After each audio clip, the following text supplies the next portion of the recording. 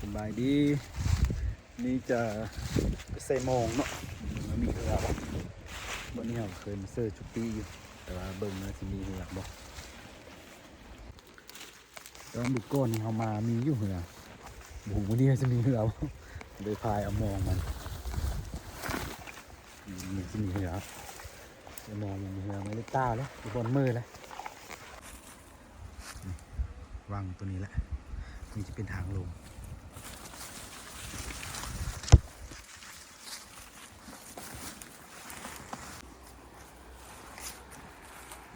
ทางลงใส่มองหูสั่นอยู่เด้อ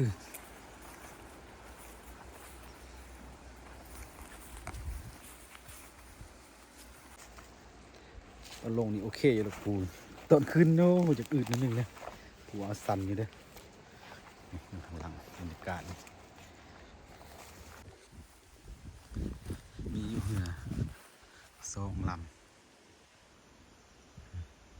โอเคอยู่เถื่อบุพัดอันนี้ลงไหมมันมีเหือเลยไปวางมือแหละจะมาใส่มองอยู่วางนี่แหละ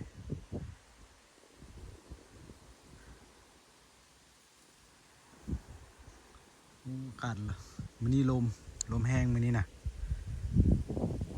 ลุ้นว่าปลาสิออกป่ะสิได้บ่อนเก็บลงเหือโอ้ตกน้ำเท่เนี่ยอึ๊บอึ๊บ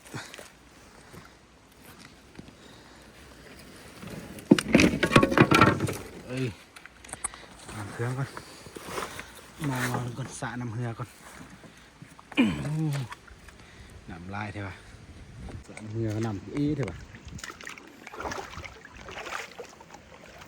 มันห่วงก่อน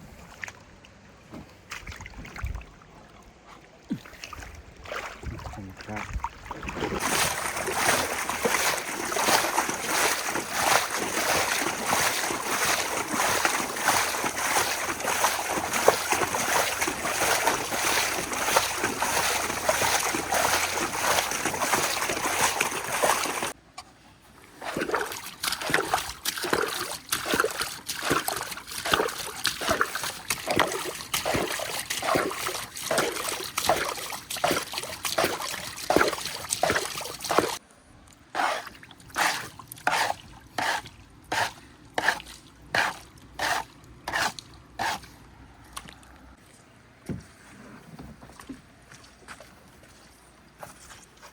เสือกเหนือก็มัดดีเถอะวะ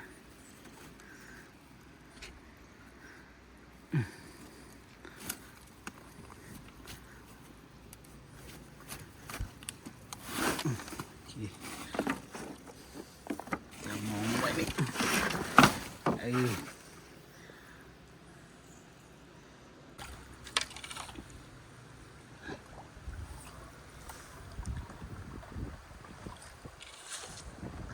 บึ้งคือสิมีป้าอยู่วางนี่นะบึ้งมาลุ้นต้นไส้เลยมาย่ามพุ่นแหละ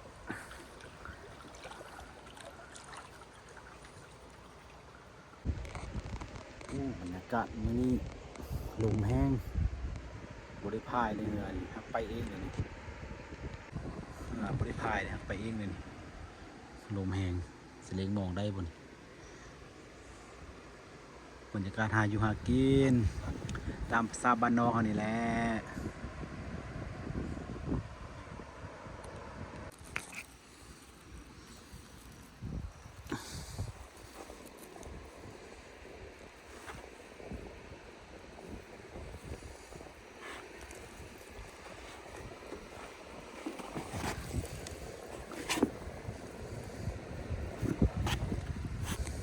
ลองดูเบื่อสิมานบ่ลุงมอง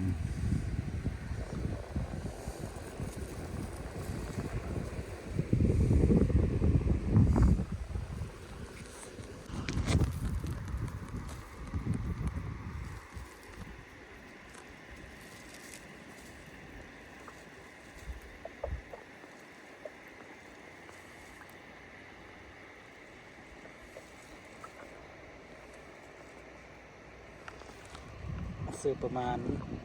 มอง6 เซนนี่2 ต้น จะมองหน่อยอีกมอง3 เซน2 ตอนมึงสิได้บ่สุดละมองนี่กันพอลมก็บ่พายนะบัดนี้เอ้าบัดนี้คนเดียวถ่ายคลิปยังยากไอ้นึงเนาะ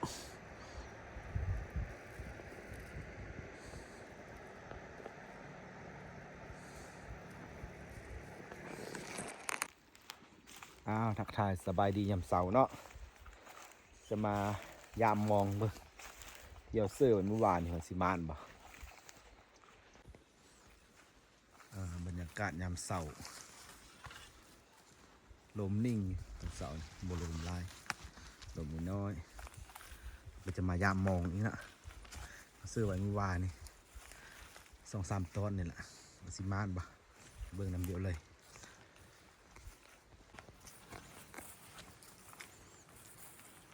มันจะเป็นเหือที่เราใส่พยายามมอง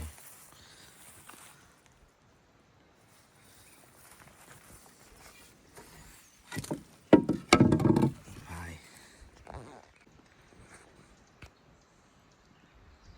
บนมัดมองวันนี้นะแต่ว่าตอนกูมองจะบ่ได้เห็นเด้อผู้เดียวถ่ายคลิปบ่ได้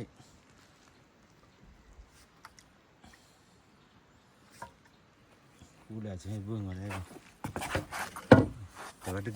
กหมองคือโอ้ถึงอีโซนเด้อตัวนึงเด้อสิกูเบิ่งสิได้บ่แต่ว่าโซนนึงถึงตัวนึงนะ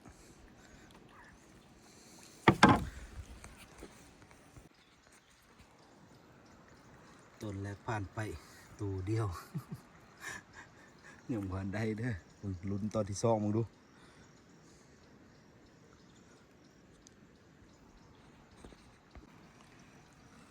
ตอนที่2ได้2 ตัวก็คือโอเคอยู่พอได้กินได้ยังน้องยังมองน้อยมอง4 เซนสิพยายามมึงกับ3 เซนตอนนี้จะเป็นมอง4 เซนถึงเลย